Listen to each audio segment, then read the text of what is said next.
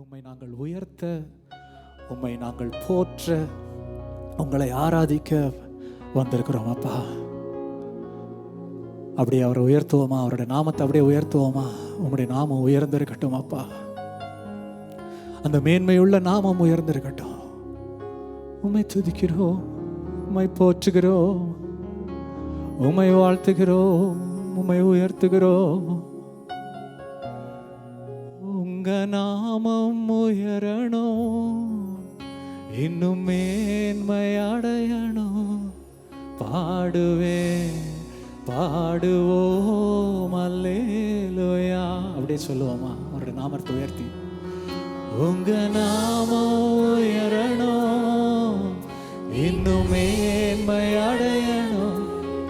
பாடுவேன், பாடுவோம் அல்லேலூயா.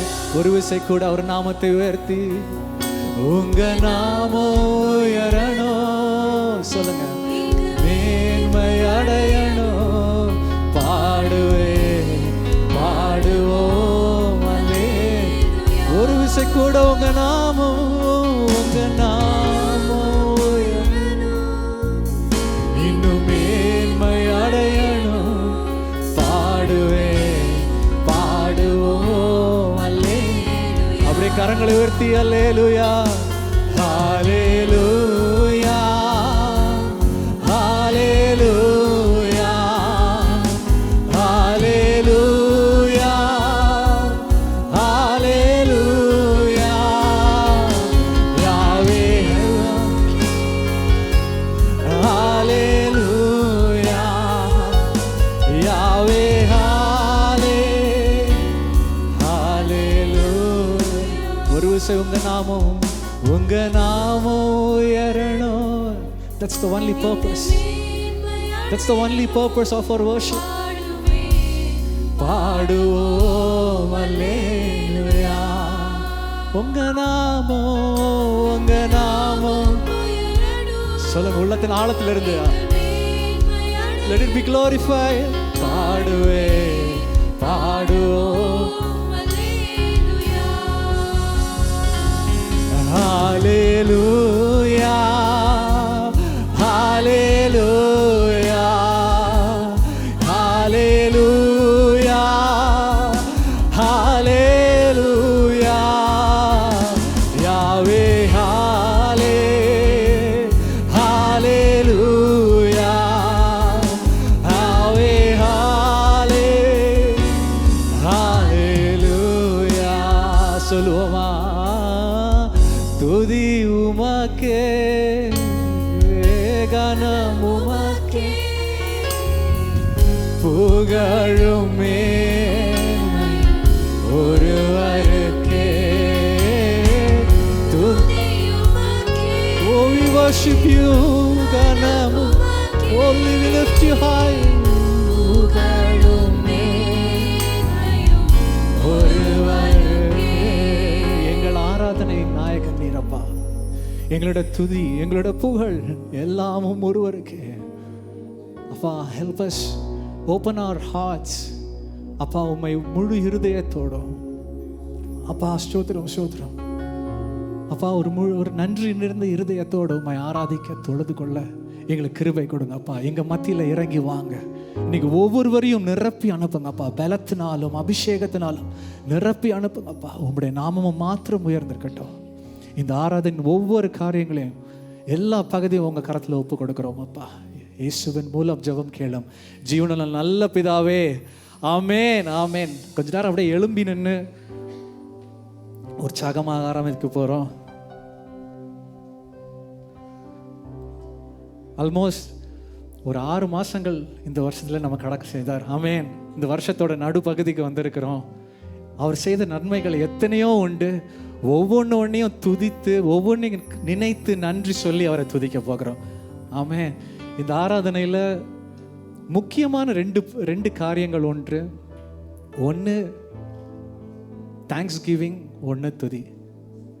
இந்த ஆராதனை பற்றி நம்ம சின்ன வயசில் சண்டே சர்வீஸ் ஆராதனை அப்படின்னு எனக்கு யோசித்து பார்க்கும்போது டக்குன்னு எனக்கு ஞாபகம் வர்றது அன்னைக்கு காலையில் ஏஞ்சி சட்டை அயன் பண்ணணும். அப்புறம் எங்கள் அம்மா தலையில் எண்ணெய் தேய்ச்சி குளிக்கணும் மக்களேன்னுவாங்க. தலையில் எண்ணெய் தேய்ப்பாங்க பாருங்கள், அப்படியே அது அப்படியே வடிஞ்சு, ஒருவேளை அந்த டவுன் சவுத்தில் இருக்கவங்களுக்கெல்லாம் தெரியும், தலையில் அவங்க வைக்கிற எண்ணெய் வந்து அப்படியே வலியும் அப்படியே. ரைங்களா?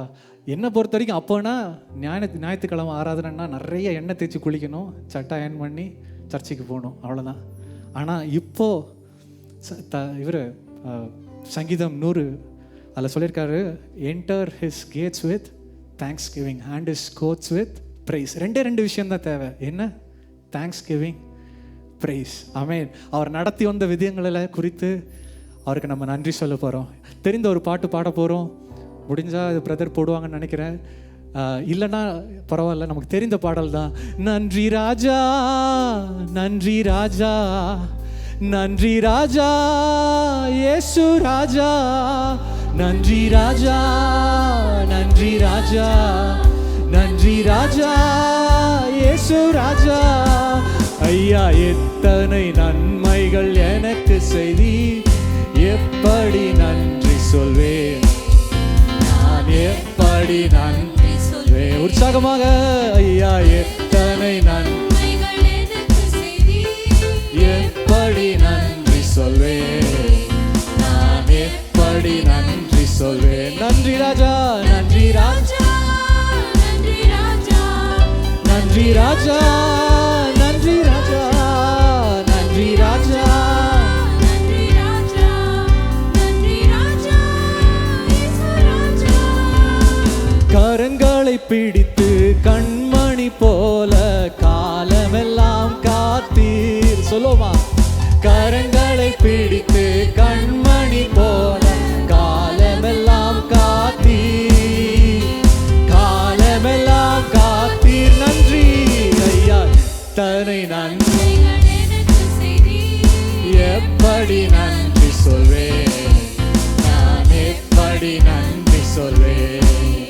ஐயா எத்தனை நன்மைகள் எனக்கு செய்தி, எப்படி நன்றி சொல்வேன், நான் எப்படி நன்றி சொல்வேன். நன்றி ராஜா, நன்றி ராஜா, நன்றி ராஜா, நன்றி ராஜா, இயேசு ராஜா, நன்றி ராஜா, நன்றி ராஜா, நன்றி ராஜா, இயேசு ராஜா.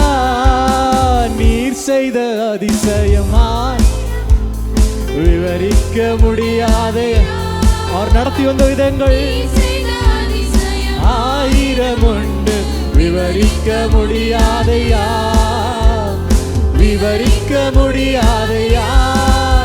ஐயா எத்தனை நன்மைகள் எனக்கு செய்தி, எப்படி நன்றி சொல்வேன், நான் எப்படி நன்றி சொல்வேன். ஓ ஐயா எத்தனை நன்மைகள் எனக்கு செய்தி, எப்படி நன்றி சொல்வேன், நான் எப்படி நன்றி. ஒரு விசை கூட படிப்போமா? நீர் செய்த அதிசயம் விவரிக்க முடியாதையா, நீர் செய்த அதிசயம் ஆயிரம் உண்டு, விவரிக்க முடியாதையா, விவரிக்க முடியாதையா. ஐயா எத்தனை நன்மைகள் எனக்கு செய்தி, அவர் செய்த நன்மைகளை நினைத்து நான் எப்படி நன்றி சொல்வேன். ஐயா எத்தனை நன்மைகள் எனக்கு செய்தி, எப்படி நன்றி சொல்வேன், நான் எப்படி நன்றி சொல்வேன். நன்றி ராஜா, நன்றி ராஜா, நன்றி ராஜா, இயேசு ராஜா, நன்றி ராஜா, நன்றி ராஜா, இயேசு ராஜா. ஒரு விஷயம் கூட நன்றி ராஜா, நன்றி ராஜா, நன்றி ராஜா, இயேசு ராஜா. கரங்களை தட்டி உமக்கு நன்றி, உமக்கு நன்றி, உமக்கு நன்றி.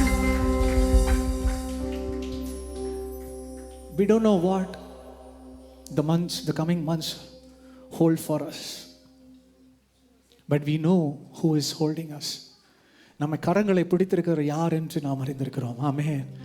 இதுவரை நடத்தி வந்த தெய்வம் இனியும் நடத்த வல்லவராக இருக்கிறார். நான் உனக்கு போதித்து நீ நடக்க வேண்டிய பாதைகளை உனக்கு நான் சொல்லிக் கொடுப்பேன்ப்பான்னு சொல்கிறார். ஆமேன். வேற என்ன வேணும்? வேற என்ன வேணும்? ஆமேன். எல்லாருமே சொல்லுவோமா, என்னை நடத்திடும் தேவன். சொல்லுங்க அப்படியே உங்களுக்குள்ளே சொல்லிக்கோங்க, என்னை நடத்திடும் தேவன் என்னோடு இருக்க எனக்கு பயம் இல்லை.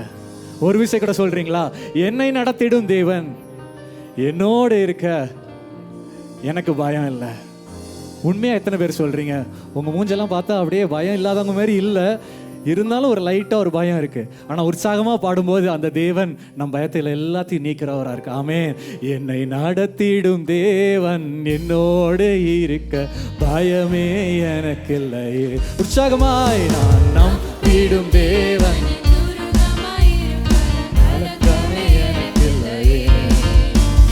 நடத்திடும் தேவன் என்னோடு இருக்க பயமே எனக்கு இல்லையே. நான் நம்பிடும் தேவன் என் துருகமாயிருப்பார் கலக்கமே எனக்கு இல்லையே. சொல்வோம், பயமில்லை பயமில்லையே, நம் சார்பில் கர்த்தர் உண்டு பயமில்லையே. பயமில்லை பயமில்லை பயமில்லையே, நமக்காக யுத்தம் செய்வார் ஒரு விஷயம் கூட. பயமில்லை நம் சார்பில் கர்த்தர் உண்டு பயமில்லையே. பயமில்லை பயமில்லை பயமில்லையே, நமக்காக யுத்தம் செய்வார் பயமில்லையே. சிறு கூட்டமே நீ பயப்படாதே, கர்த்தர் என்றும் நம் துணை நிற்கின்றார். சிறு கூட்டமே நீ கர்த்தர் என்றும் நம் துணை நிற்கின்றார். எதிரிகள் வெள்ளம் போல் எதிராக வந்தார், ஆவியானவர் கொடியேற்றுவார்.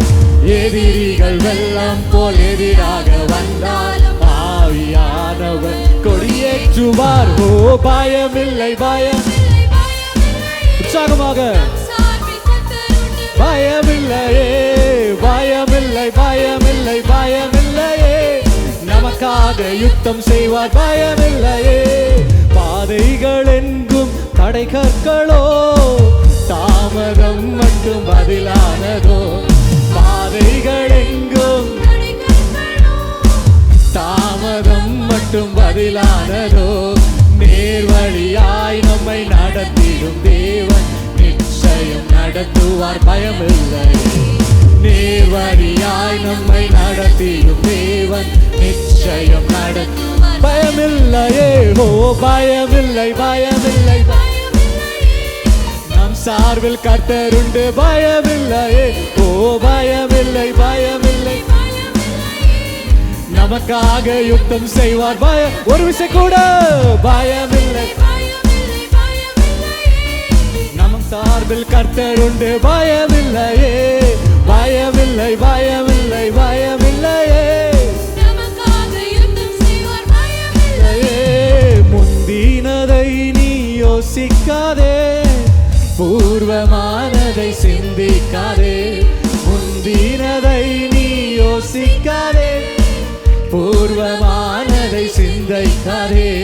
மேலானதை நீ சுதந்தரிக்க வேறொன்று செய்வார். சொல்லுவோமா, மேலானதை விசுவாசத்தோடு வேறொன்று செய்வார் பயமில்லை. பயமில்லை பயமில்லை பயமில்லையே, நம் சார்பில் கர்த்தர் உண்டு பயமில்லையே. பயமில்லை பயமில்லை பயமில்லையே, நமக்காக யுத்தம் செய் ஒரு விஷயம் கூட. பயமில்லை நம் சார்பில் கர்த்தர் உண்டு பயமில்லையே. பயமில்லை பயமில்லை பயமில்லையே, நமக்காக யுத்தம் செய்வார் பயமில்லையே. என்னை நடத்திடும் தேவன் என்னோடு இருக்க பயம். உற்சாகமாக நான் நம்பிடும் தேவன் பயமே எனக்கில்லையே. என்னை நடத்திடும் தேவன் என்னோடு பயமே எனக்கில்லையே. நான் நம்பிடும் தேவன் ஒரு விஷயம் கூட விசுவாசத்தோடு. ஓ பயமில்லை பயமில்லை, சார்பில் கர்த்தர் உண்டு பயமில்லையே. பயமில்லை பயமில்லை பயமில்லையே, நமக்காக யுத்தம் செய்வார். பயமில்லையே, ஓ பயமில்லை, பயமில்லை, பயமில்லை, நம் சார்பில் கர்த்தருண்டு. பயமில்லையே, பயமில்லை, பயமில்லை, பயமில்லையே, நமக்காக யுத்தம் செய்வார். பயமில்லையே, நீர் எங்களோடு இருக்க அப்பார், நீர் எங்களை நடத்தி செல்ல எங்களுக்கு பயமில்லை, எங்களுக்கு பயமில்லை. உமக்கு நன்றி அப்பா, உமக்கு நன்றி. அப்படியே அவரை உயர்த்துவோமா? இந்த நேரத்தில் உங்களோட இருதயங்கள் அப்படியே நன்றினால நிறைந்திருக்கட்டும். அவர் செய்த ஒவ்வொரு காரியங்களை நினைத்து, அவர் நடத்தி வந்த ஒவ்வொரு பாதைகளை நினைத்து, நன்றி ஐயா, நன்றி அப்பா. There could be a lot of puzzles ahead of you.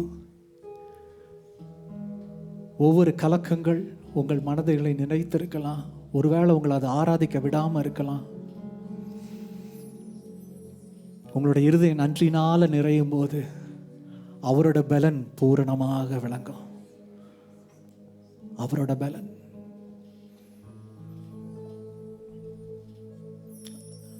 Search, இந்த நேரத்தில் அப்படியே உள்ளத்திலிருந்து அப்பா நீர் நடத்துவீர், நீர் நடத்தி நீர் நீர் நடத்துவீர். I want to remind you of the promise that He made at the start of this year for you, the family and the church. திரும்ப கட்டுவேன்னு சொன்னார். ஒருவேளை the progress might not be great. progress இல்லாம இருக்கலாம். Where is the progress? But இந்த நற்கிரியைகளை உங்களிடத்தில் துவங்கியவர் அது முடிய பரியந்தம் நடத்துகிறவர். Let me remind you of this. அவர் துவங்கியவர், அவர் பாதி வழியில விட்டு செல்கிறவர் இல்ல. நல்கிரியைகளை முடிவு பரியந்தம் நடத்தி செல்கிறவர். உங்களையும் உங்க குடும்பங்களையும் முடிவு பரியந்தம் நடத்துகிறவர்.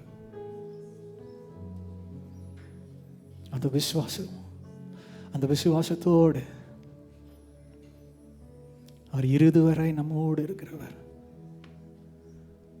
துவங்கியதை முடிப்பீரே, இறுதி வரை உடன் இருப்பீரே. துவங்கியதை முடிப்பீரே, இறுதி. இது ஒரு பிரேயரா இருக்கட்டும். துவங்கியதை முடிப்பீரே, இறுதி உடன் இருப்பீரே. முடிப்பீரே, இறுதி.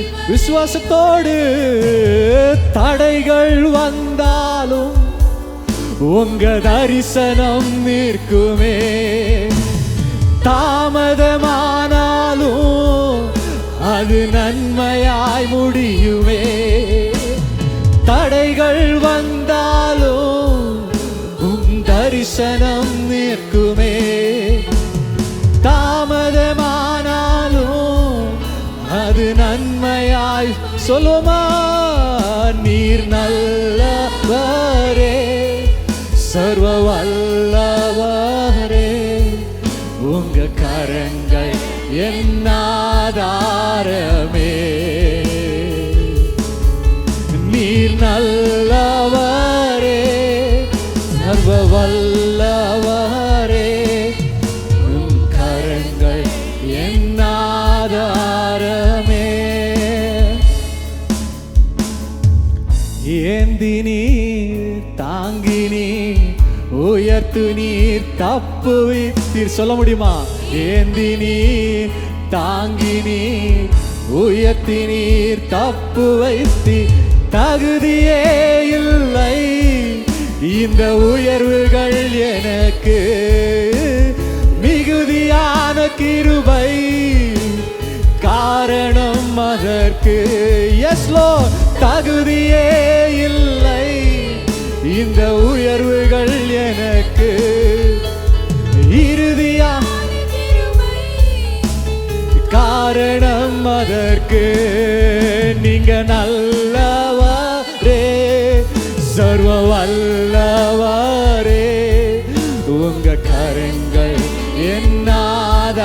ஆதாரமே.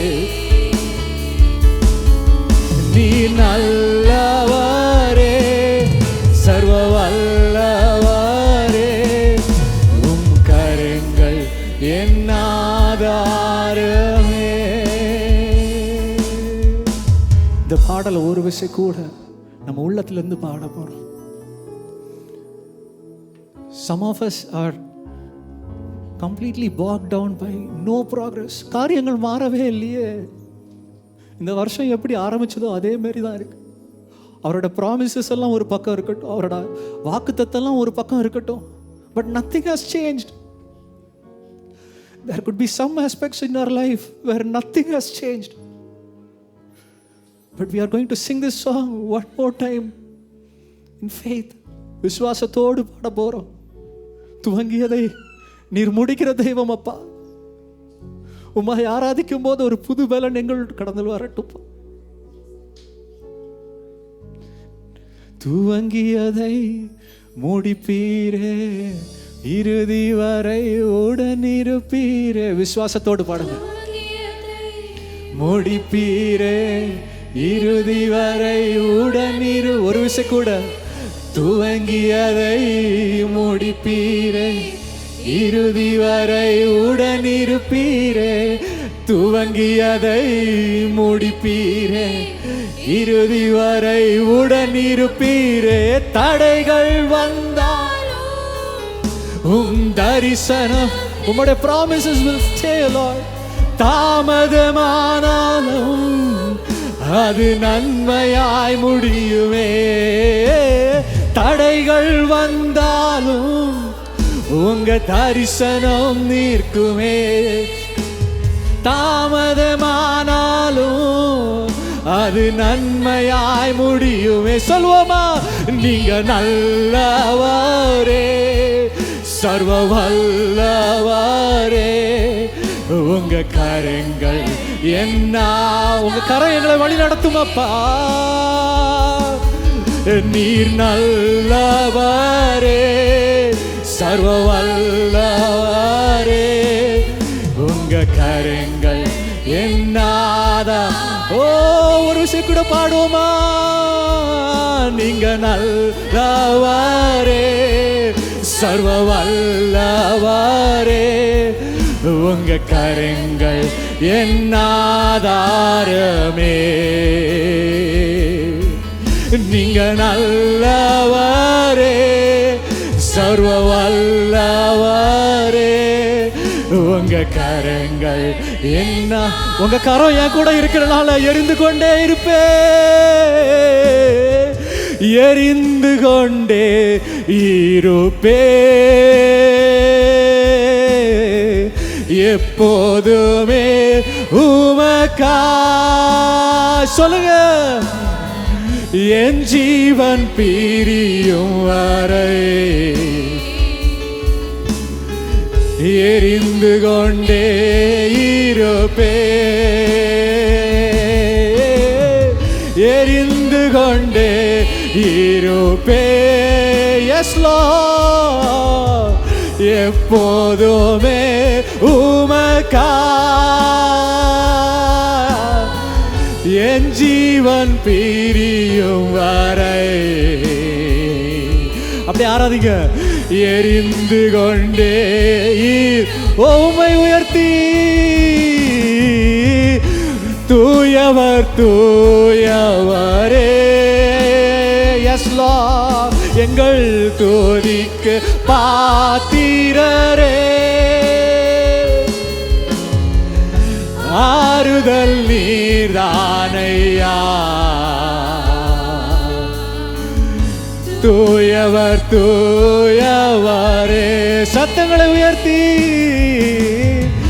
தூயவர் தூயவரே, உள்ளத்தின் ஆழத்திலிருந்து எங்கள் துதிக்கு பாத்திரரே, ஆறுதல் நீர்தானையா. தூயவர் தூய. அப்படியே உயர்த்திங்க அவரை, அப்படியே அவர் உயர்த்திங்க. தூயரே தூயரே. சபை மட்டும். சர்வ வல்லவர் நீரே. நீங்க அப்படியே ஆராதிக்கும் போது ஒரு புது பலன், ஒரு புது வல்லமை, புது வாக்குத்தத்தம். சர்வ வல்லவர் நீரே, தூயரே தூயரே. சர்வ வல்லவர் நீரே. Yes Lord. தூயரே தூயரே. சர்வ வல்லவர் நீரே, தூயரே. S Lord. தூயரே. சர்வ வல்லவர் நீரே, பாத்திரரே பாத்திரரே. துதி உமக்கே.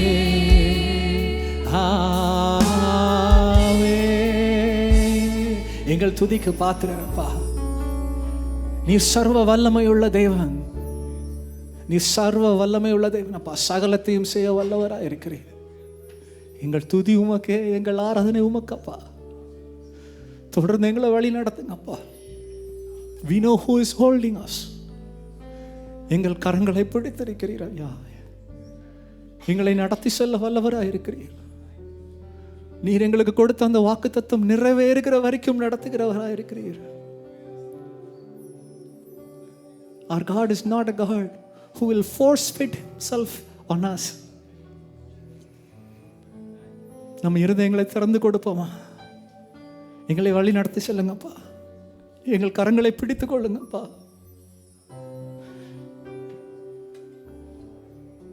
அப்பா எங்களை தருகிறோம் அப்பா. Can we surrender ourselves? நம்ம துவங்கி அந்த நற்கிரியைகளை அவர் தொடர்ந்து செய்ய அப்பா எங்க கரங்களை பிடித்துக் கொள்ளுங்கப்பா. சொல்லுவோமா இந்த ஆராதனை வேளையில் எங்க கரங்களை பிடித்துக் கொண்டு நடத்துங்கப்பா. Lead us and guide us, Lord. எங்களை தொடர்ந்து நடத்துங்கப்பா.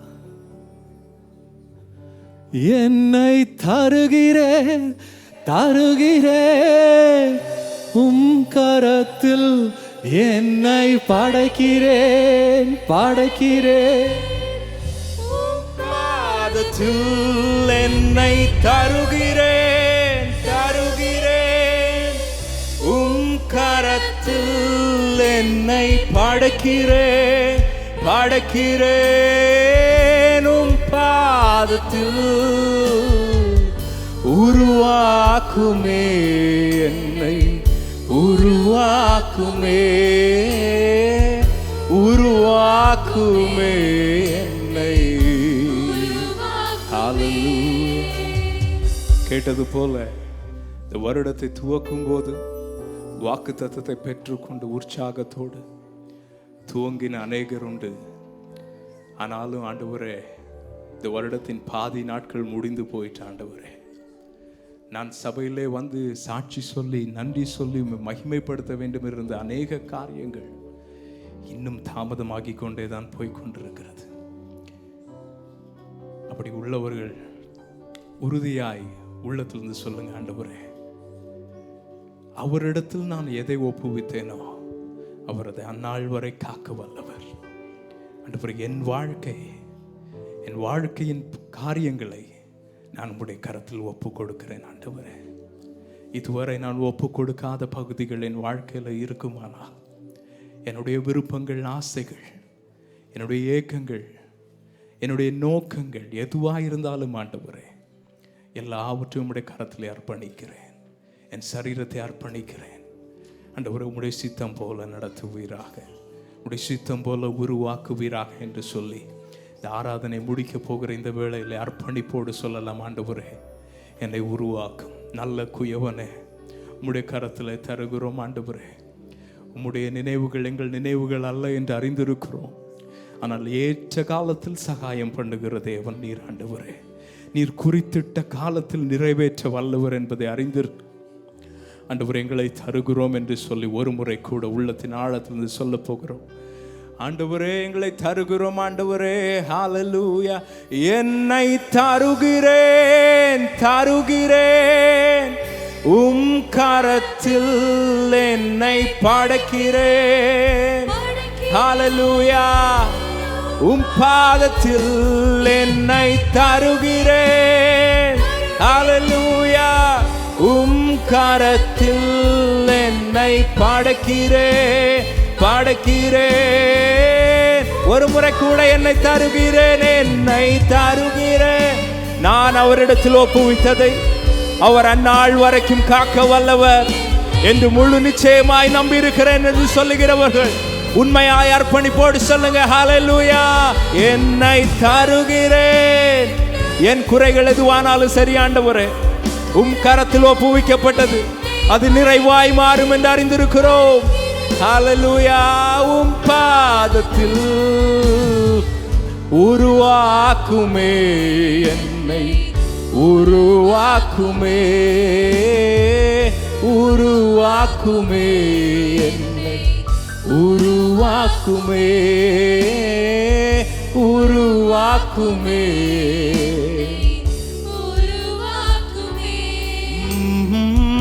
உருவாக்குமே உருவாக்குமே. பாத்திர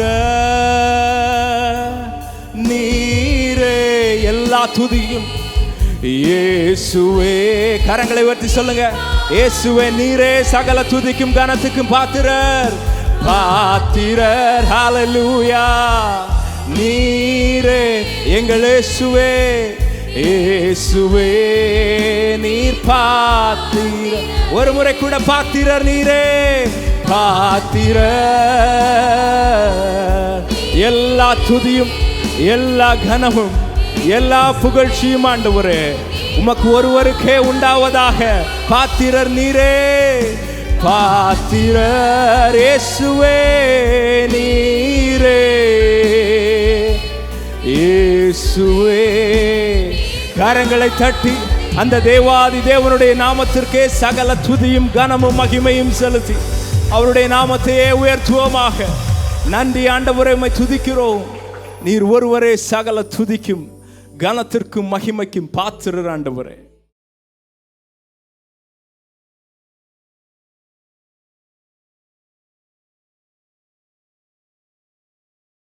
ஒரு வேத பகுதியை வாசிக்கலாம். 1 ஜான் 1 யோவான் 2ஆம் அதிகாரம் 15-17 வசனம், 15 17 வசனம் உள்ள அந்த பகுதியை தியானிக்க போகின்றோம். கர்த்தர் நமக்கு உதவி செய்வாராக. 1 John chapter 2 verses 15 to 17.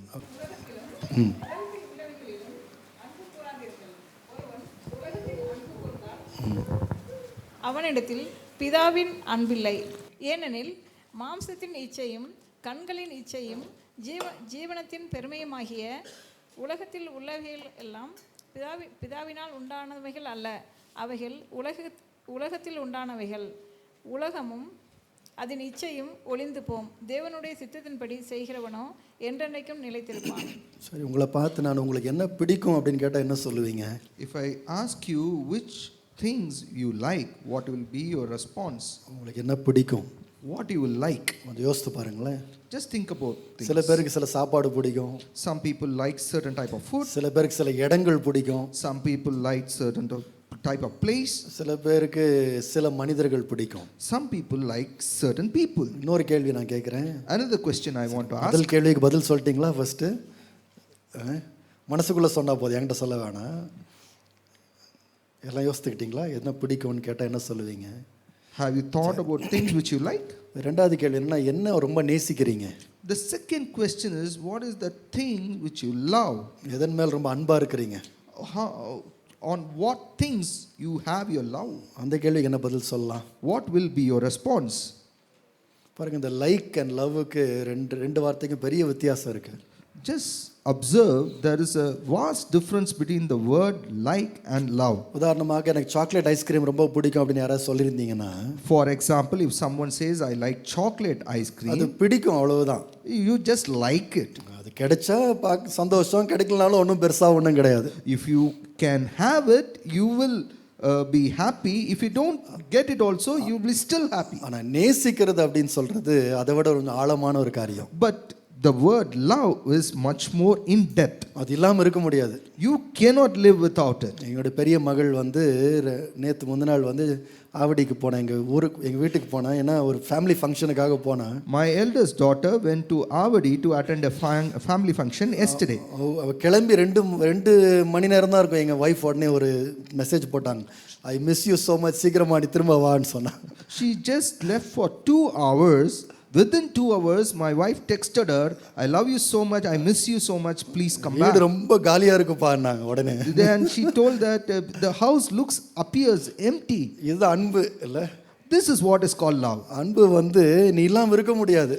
Love means I cannot live without you. அப்படின்னா என்ன அர்த்தம்னா, நான் அதுக்காக என்ன வேணுமானாலும் செய்வேன். Which means that I will do anything for that. எவ்வளவு வேணா தியாகம் பண்ணுவேன். And I will, how much ever I can, I will sacrifice. எவ்வளவு வேணா நான் கொடுப்பேன். And I will pay how much ever. எவ்வளவு நேரம் வேணா செலவு பண்ணுவேன். And how much ever time required for that, I will spend it. அப்ப நம்ம நேசிக்கிறவங்களுக்கு விசேஷமா தாயின் அன்பை நீங்க யோசித்து பாத்தீங்கன்னா, For the people we love, especially when you think of the love of a mother, ஒரு தாய் வந்து தன்னுடைய பிள்ளைக்காக தன்னுடைய சரீரத்தில் இருக்க எல்லா என்ன சொல்றது, தன்னுடைய முழு சக்தியும் கொடுத்து விடுகின்றார். For a child, a mother gives every ounce of energy from her body. ஏன்னா அன்பு தான். Because it is based on love. சின்ன குழந்தைகளை வைத்திருக்கிற தாயார் வந்து நைட்ல தூங்கினா கூட அவங்க மைண்ட்ல குழந்தைய பத்தி ஓடிக்கிட்டே இருக்கும். People, for mothers who have small children, infants, even when they sleep, their thoughts will be about the child. அதனால தான் யோவான் 3:16 And therefore we read in John chapter 3 verse 16, பிதா இவ்வளவாய் அன்பு கூர்ந்தார், உலகத்தை அன்பு கூர்ந்தார் என்று சொல்லும்போது, when we say that the Father loved this world so much, எப்படி அன்பு கூர்ந்தார்னு சொன்னா, how did he show his love? எப்படி அன்பு கூர்ந்தாரு? How did he show? தம்முடைய ஒரே பேரான குமாரனை தந்தருளி என்று போடப்படும். He gave his only begotten son. அந்த அன்புல வந்து என்ன இருக்கும்னா தியாகம் இருக்கும். There will be sacrifice found in love. நேரத்தை தியாகம் செய்கிறோம்.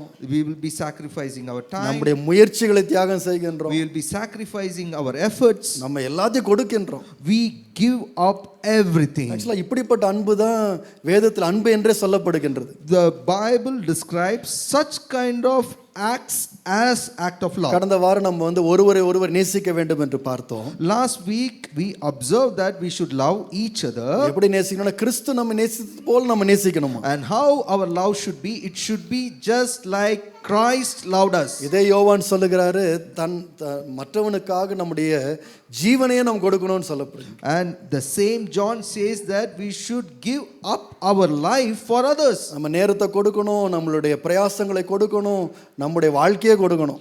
We should give our time, our efforts and even our life. நம்ம விசேஷம் நம்ம வீட்டில் இருக்கவங்களுக்காக நம்முடைய வாழ்க்கை ஆண்டவர் கொடுத்திருக்கிற ஆட்களுக்காக நாம் அவ்வளவு அன்பை நம்ம காண்பிக்கணும். Especially we should show love to the people whom God has given us, our relatives and our family. ஆனா இந்த வசனத்துல பார்க்கும்போது, but when you observe this verse, ஒரு காரியத்தை நீங்க நேசிக்காதீங்கன்னு சொல்லுது. there is a warning not to love a certain thing. இதை மட்டும் நேசிக்காதீங்க.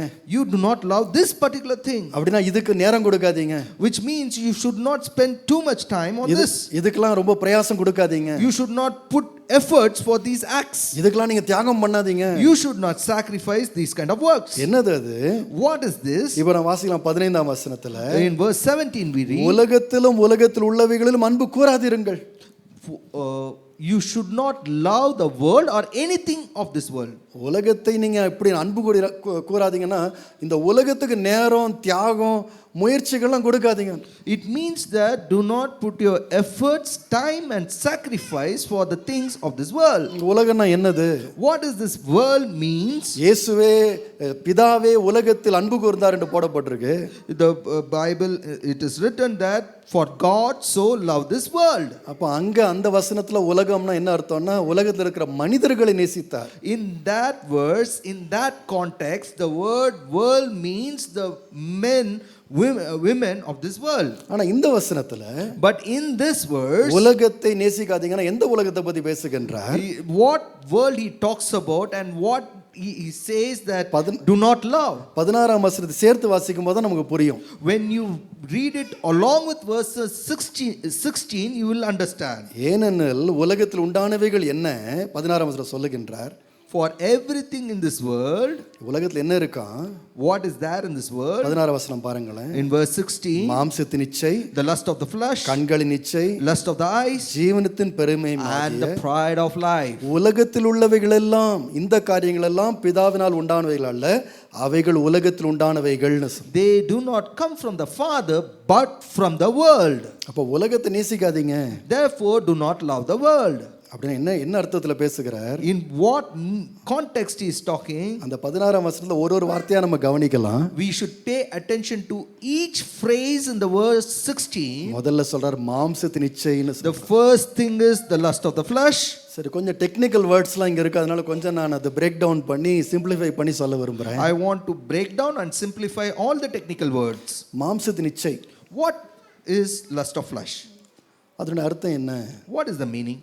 எத்தனை பேருக்கு மாம்சத்தின் இச்சை நமக்குள்ள இருக்குன்னு நினைக்கிறீங்க? How many of you think that we have lust of flesh inside of us?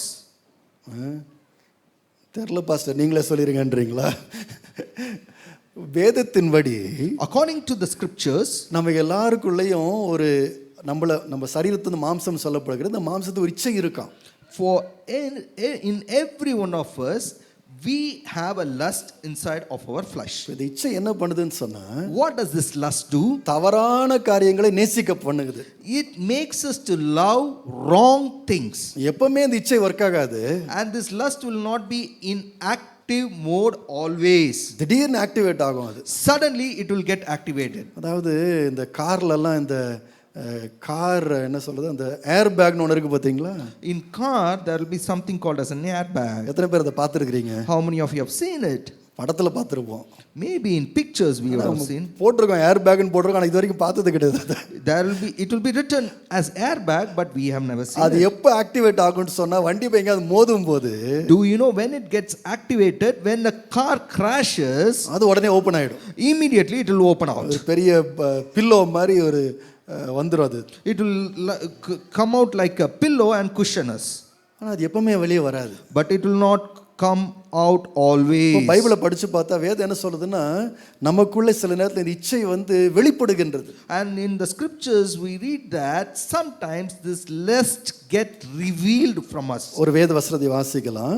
We can read a verse. ரோமருக்கு எழுதப்பட்ட நிருபம் Romans 8ஆம் அதிகாரம் chapter 8. 5ஆம் வசனத்துல வாசிக்கும் போது, In verse 5 we read. ரோமர் 8ஆம் அதிகாரம் 5ஆம் வசனத்திலிருந்து,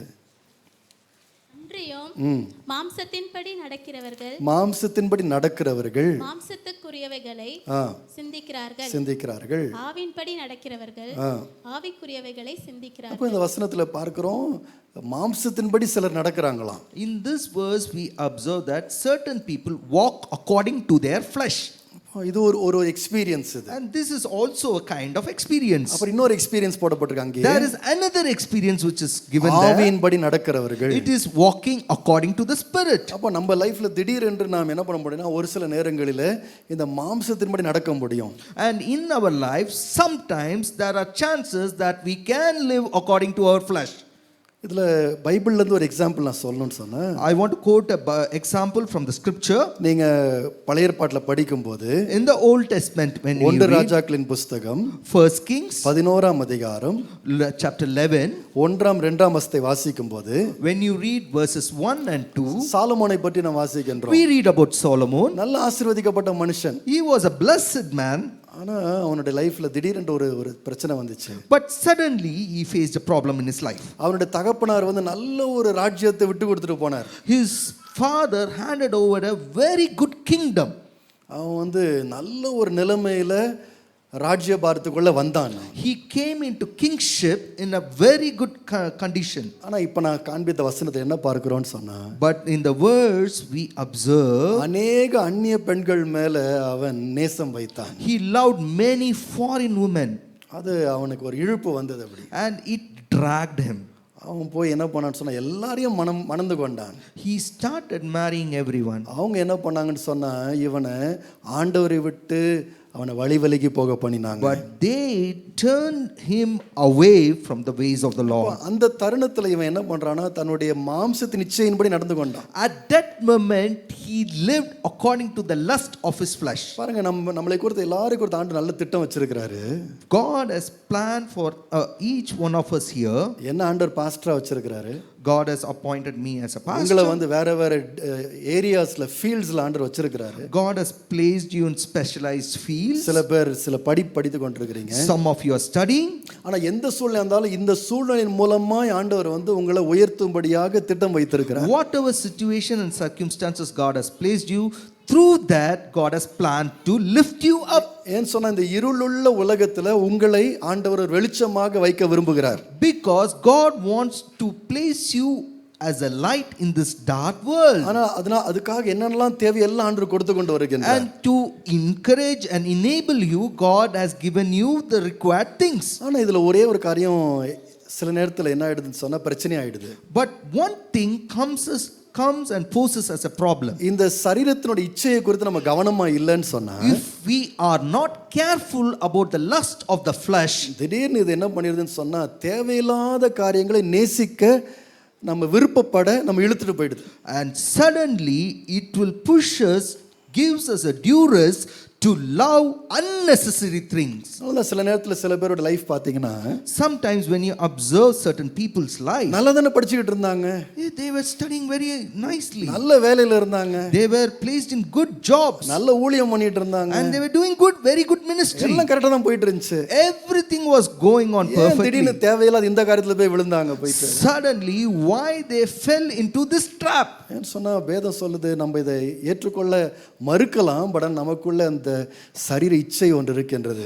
Maybe it is very hard for us to accept this fact, but the Bible says that we struggle with the lust of our flesh. அது என்ன பண்ணுதுன்னா நம்மள இழுக்கின்றது. And what it does, it drags us down. பாருங்க 8ஆம் வசனத்தை வாசிக்கும் போது, When you read verse 8, ரோமர் 8ஆம் அதிகாரம் 8ஆம் வசனம், Romans chapter 8 verse 8, மாம்சத்துக்குட்பட்டவர்கள் தேவனுக்கு பிரியமா இருக்க மாட்டார்கள். those who are in the realm of flesh cannot please God.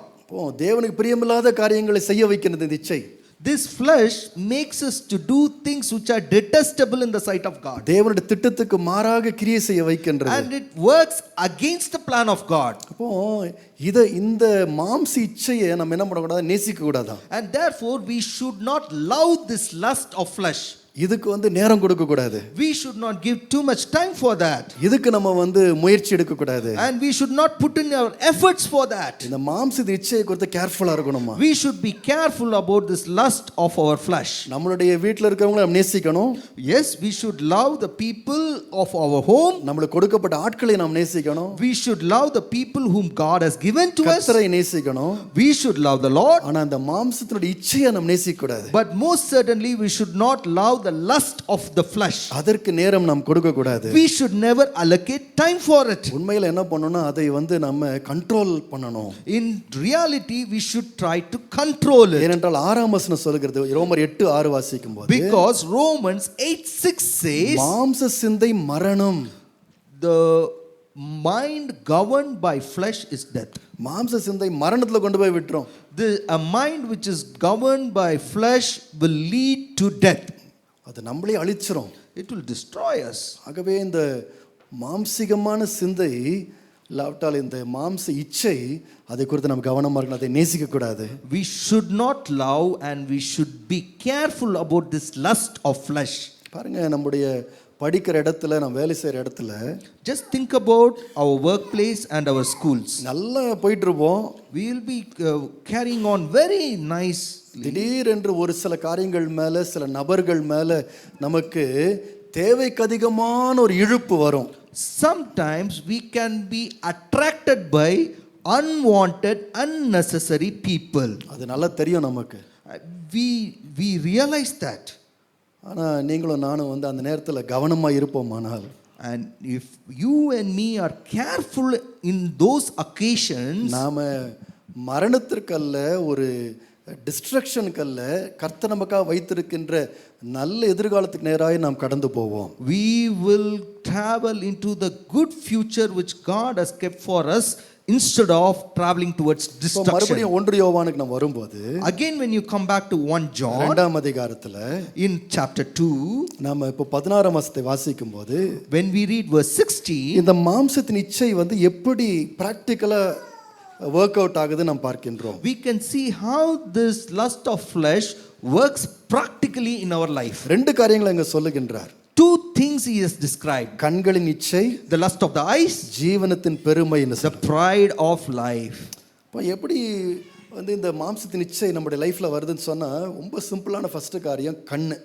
How this lust of flesh enters into our life, the first thing is it is through our eyes. பாருங்க, ஆண்டவர் நமக்கு கொடுத்த ஒரு நல்ல ஒரு கிஃப்ட் என்னன்னு சொன்னா, கண் பார்வை ஆண்டவர் கொடுத்திருக்கிறார். Our eyesight is a gift from the God. ஆனா சில நேரங்கள்ல But sometimes இந்த கண் வந்து இச்சையினால் நிறைக்கப்பட முடியும். these eyes can be filled with the lust. தேவையில்லாத காரியங்களை நேசிக்க நம்மளை கொண்டு போக முடியும். It can drag us into loving things which are unnecessary in our life. அதற்கு நேரம் கொடுத்து, அதற்கு நாம் வந்து பிரயாசம் எடுத்து நம்மளுடைய எதிர்காலத்தை இழக்க அது செய்ய முடியும். It can make us to lose our future by dragging us into unnecessary things. So ஆதியாகமம் 3ஆம் அதிகாரம் 6ஆம் வசனம் வாசித்து பார்த்தால், When you read Genesis chapter 3 verse 6, அங்கே ஏவாளுடைய லைஃப்ல அதுதான் நடைபெற்றதை பார்க்கின்றோம். we see that's what happened in the life of Eve. ஆண்டவர் நல்லா ஆசீர்வதிச்சு வச்சிருந்தார் அவங்களை. Lord blessed them abundantly. எந்த குறையுமே இல்லை. There was nothing in lack. ஆண்டவரே ஒரு ஏதேன் தோட்டத்தை உருவாக்கி அவங்க கையில கொடுத்திருந்தார். God himself created a garden and handed it over to them. திடீரென்று ஒரே நாள்ல எல்லாத்தையும் இழந்து போறாங்க. But suddenly in one day they lost everything. ஏன் நடந்துச்சு அப்படி? Why it happened? 3ஆம் அதிகாரம் 6ஆம் வசனம் பதில் சொல்லுகின்றது. Verses chapter 3 verse 6 has the answer for it. வாசிக்கலாமா? 3:6. அந்த விருட்சம் புசிப்புக்கு நல்லதும் பார்வைக்கு இன்பமும் புத்தியை தெளிவிக்கிறதற்கு ரட்சிக்கப்படத்தக்க விருட்சமாய் இருக்கிறது என்று கண்டாள் என்று பார்க்கின்றோம். It is written, she saw, the woman saw. டெய்லியும் பார்த்துட்டு தான் இருந்தா. She was observing it daily. அந்த மரம் அங்கே தான் இருந்துச்சு. The tree was existing there. ஆனா ஒரு நாள் திடீர்னு அந்த மரம் வித்தியாசமா தெரிஞ்சது அவளுக்கு. But one day that tree appeared differently in her eyes. அவ்வளவு நாள் பார்க்கும்போது எப்படி அவளுக்கு தெரிஞ்சதுன்னு சொன்னா, கர்த்தர் இதை சாப்பிடணும்னு சொல்லியிருக்கிறாரு, சாப்பிடக்கூடாதுன்னு சொல்லியிருக்கிறாரு, இதை சாப்பிட்டால் நாம் சாவோம், அது மட்டும்தான் அவளுக்கு மனசுல இருந்தது. For many days when she saw the tree, she was constantly reminded of God's warning not to eat that fruit of the tree. ஆனா அன்றைக்கு அதை பார்த்தபோது, But on that particular day when she saw the tree, அவளுக்கு அது வித்தியாசமா தெரிஞ்சது. it appeared so differently in her eyes. சாப்பிடலாமே, Oh, we can taste it. அது நம்ம கண்கள் திறக்கும், It can open my eyes. தேவர்களை போல ஆயிடுவோம், We can become like gods. நம்ம வந்து ஒரு வித்தியாசமான வாழ்க்கையை வாழ ஆரம்பிப்போம். இதுக்கப்புறம் We can start living a different life afterwards. அவ என்ன பண்ணான்னா, அதற்கு நேரம் கொடுத்தாள். She started giving time for it. அந்த கண்கள் விரும்பினதை அவள் நேசித்தாள். She loved what her eyes lusted after. அது இம்பார்ட்டண்டா தெரிஞ்சது. It started appearing important to her. என்ன பண்ணான்னா, அதை எடுத்து சாப்பிட்டாள். And what she did, she plucked it and ate it. அப்போ நீ உலகத்தை நேசிக்காதே என்று சொல்லும்போது எதை நேசிக்கக்கூடாது? When it is said that you should not love the world, what you should not exactly love? கண்கள் இச்சிக்கின்றதை நீ நேசிக்காத. You should not love the lust of your eyes. அப்படின்னா நேரம் கொடுக்காதே. Which means that never give time for it. கண்கள் இச்சிக்கின்றதற்கு நீ விட்டு கொடுக்காதே. You should never give up on your eyes to lust. அதனால தான் மத்தேயு 5ஆம் அதிகாரம் And therefore only in Matthew chapter 5, 29ஆம் வசனத்துல when you read verse இயேசு 29, இப்படி சொல்லுகின்றார், Jesus spoke like this. உன்னுடைய வலது கண் உனக்கு இடறல் உண்டாக்கினால் அது என்ன பண்ணிரு, பிடுங்கி எரிந்து போடு என்று. Matthew 5:29, he says that if your right eye causes you to stumble, gouge it out and throw it away. அப்போ கண் என்ன பண்ணுமா, சில காரியங்களை இச்சிக்குமா. eyes will lust after certain things. நம்ம என்ன பண்ணோம்னா உடனடியாக நேரத்தையும் முயற்சியும் கொடுக்கக்கூடாது அதற்கு. Immediately we should not give time or efforts to it. ஏசு எப்படி சொல்லணும்னா பிடுங்கி போட்டுருன்றார். Jesus says pluck it out. அதாவது உண்மையாகவே நம்ம கண்ணெல்லாம் பிடுங்கி போட்டணும் கிடையாது. It doesn't mean that in reality you have to actually gouge it out. ஏசு நிறைய முறை மிகைப்படுத்தி பேசினார். Jesus spoke several times in exaggeration. அப்பதான் சில பேருக்கு புரியும்ன்றதுனால. It is because to make certain people to understand. ஆகவே இது லிட்டரலா பிடுங்கி போடுறது கிடையாது. It is not literally taking it out. உன் கண் விரும்புகிறதை குறித்து நீ கவனமா இரு. It warns about being careful with eyes. So உதாரணமாக நம்ம யூடியூப் பார்த்துட்டு இருக்கிறோம். For example, you are watching YouTube. ஒரு அட்வர்டைஸ்மெண்ட் வருது. An ad comes. ஒருத்தர் ஆட்டோவில் உட்காந்துருக்கிறாரு. Somebody is sitting in an auto. ஆட்டோக்காரர் போடுற ட்ரெஸ் தான் போட்டிருக்கிறாரு. He is wearing the uniform of an auto man. ஆனால் இப்போ கையில் ஒரு ஃபோன் வச்சிருக்கிறாரு. But he is having a smartphone in his hand. அந்த ஃபோன்லேருந்து காமிக்கிறாரு. And in this phone he is showing us. ஒரு ஆப் காமிக்கிறாரு. He is showing us an app. Junglee ரம்மின் போட்டு. It is written Jungli Rummy. பார்த்துருக்கீங்களா அந்த ஆடு? Have you seen that ad? அவர் என்ன சொல்றாருன்னா, And what he is saying? இதில் விளையாடினேன். I played in it. 1 கோடி கிடைச்சதுன்ற. I got 1 crore. என்ன ஆச்சரியமா இருக்குன்னா 1 கோடி கிடைச்ச பிறகு ஆட்டோல தான் உட்கார்ந்திருக்கிறாரு அவர். What is surprising part is that even after earning 1 crore he is sitting inside that auto. ஏதோ ஏர்கிராஃப்ட்ல உட்கார்ந்துட்டு சொன்னா கூட பரவாயில்ல. It is okay if he sits in an aircraft and says this. எப்படி ஏதோ சொல்றாரு அவர். And he is saying it. நம்ம கொஞ்சம் கவனமா இல்லைன்னு சொன்னா, If we are not careful enough, நம்ம என்ன தெரியுமா யோசிக்க முடியும்? even we can start thinking, நம்மளும் இவ்வளவு கஷ்டப்பட்டுட்டு இருக்கிறோம். we are also suffering. ஏதோ 40 50 இப்படி தான் வந்துட்டு இருக்குது. We are just earning some 40 or 50. இவன் பாரு ஆட்டோக்காரனுக்கு இருக்கிற மூளை கூட நம்மளுக்கு இல்லை. Oh, what knowledge that auto man has. We don't have. அவர் எவ்வளவு சாமர்த்தியசாலியா இருக்கிறாரு. How clever is he? அப்படியே அந்த சாத்தான் அங்க ஏதேன் தோட்டத்துல பேசுனது அப்படியே நம்மளுக்கு திரும்ப எக்கோ மாதிரி வரும். And what Satan spoke in the Garden of Eden will just echo to us. இத பாரு இத பாரு இத பாரு. Look at that, look at that. இப்போ எப்படி தெரியுதுன்னு சொன்னா, Now how it appears to us? இது ரொம்ப நல்ல காரியமா தெரியுது. It appears as if it is a good work. ஞானம் கிடைக்கும்னு தோணுது. It appears as if we will gain wisdom. தேவனை போலவே மாறிடுவோம் அப்படின்னு தோணுது. It appears as if we will become like gods. நான் உண்மையா சொல்றேங்க, சில கிறிஸ்தவர்கள் கூட இத மாதிரி காரியங்கள்ல மாட்டிக்கிட்டு, I'll tell you in reality certain Christians are being trapped in this. கடன் வாங்கி இந்த காரியத்துல இறங்கி They are into debt to play those kind of games. முன்னாடியாவது 40 50 கரெக்டா வந்துட்டு இருந்துச்சு. At least earlier they were earning some 40 50 honestly. இப்போ 40 50 EMI போல போயிட்டு இருக்குது இப்போ. Now 40 and 50 are going as EMI. எதனாலன்னு சொன்னா, Do you know why? இந்த கண்ணின் இச்சையை நேசித்ததுனால. Because they loved the lust of their eyes. என்கிட்ட கூட ஒருத்தர் சொன்னாரு, Somebody to inform me like this. Pastor கப்பல்ல 500 கோடி வந்துட்டு இருக்குது cash. Pastor, I am getting almost 500 crores from this shipping நல்ல business. ஊக்கமா ஜெபம் பண்ணுங்க. Please pray for me. வந்துச்சுன்னு சொன்னா, And if I am going to possess that, உங்களுக்கு 10 கோடி கொடுத்துறேன். I will give you 10 crores. இப்ப சிரிக்கிறான். அப்ப கூட எனக்கு கொஞ்சம் ஆக்டிவேட் ஆச்சு கொஞ்சம். Actually I am laughing now. That time I got slightly triggered. உடனே என் கண்ணுக்கு முன்னாடி அப்படியே என்னென்ன ப்ராஜெக்ட்லாம் அப்படியே வந்துச்சு உடனே. Immediately my eyes started looking at projects. Balcony வச்ச church. Church with a balcony. அப்படியே ஏசி எல்லா இடத்துலயும். And every hall is with AC. அப்புறம் தான் கொஞ்ச நேரம் கழிச்சு சொன்னேன், இல்ல வேணாம் இந்த இச்சையை கொஞ்சம் ஸ்டாப் பண்ணணும்.